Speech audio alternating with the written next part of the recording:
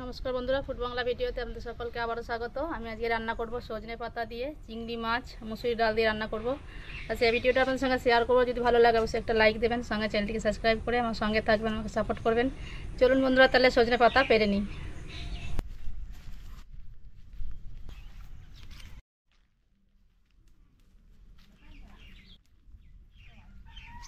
সজনে পাতা পাড়া হয়ে গেছে, এগুলো বেছে নেব একটা একটা করে। এইভাবে পাতাগুলো একটা একটা করে বেছে নিতে হবে। এই চিংড়ি মাছ দিয়ে রান্না করব বন্ধুরা, তা চিংড়ি মাছগুলো আমি বেছে নিই, তারপরে রান্না করব।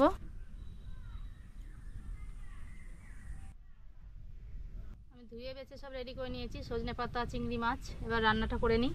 রান্নাটা করার জন্য আমি নিয়েছি মুসুরির ডাল, কাঁচা লঙ্কা, পেঁয়াজ কুচিয়ে নিয়েছি, কাঁচা লঙ্কাগুলো এভাবে কেটে নিয়েছি, চিংড়ি মাছ, থেতো করা রসুন আর দুটো শুকনো লঙ্কা। সজনে পাতাগুলো দেখুন বেছে নিয়েছি এভাবে। উনুন ধরিয়ে কড়াইতে জল বসিয়ে দিয়েছি।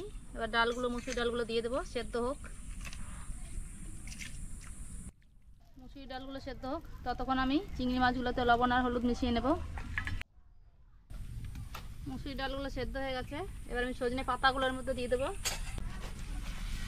দিচ্ছি কাঁচা লঙ্কাগুলো, দিচ্ছি লবণ, দিচ্ছি হলুদ,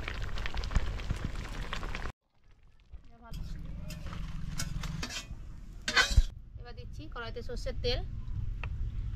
তেলটা একটু বেশি করে দেবো, মাছগুলোকে ভাজবো। চিংড়ি মাছগুলো ভেজে নেব। চিংড়ি মাছগুলো ভাজা হয়ে গেছে, এবার নামিয়ে নেব। আমি এবার শাকগুলোকে ফোড়ন দেবো, তার জন্য শুকনো লঙ্কা, পেঁয়াজ, রসুন সব একসঙ্গে দিয়ে দেবো।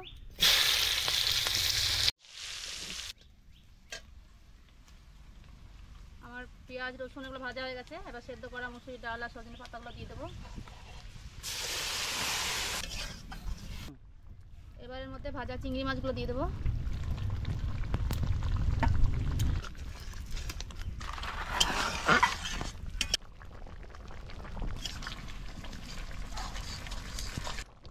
বন্ধুরা এবার হয়ে গেছে, এবার নামিয়ে নেব।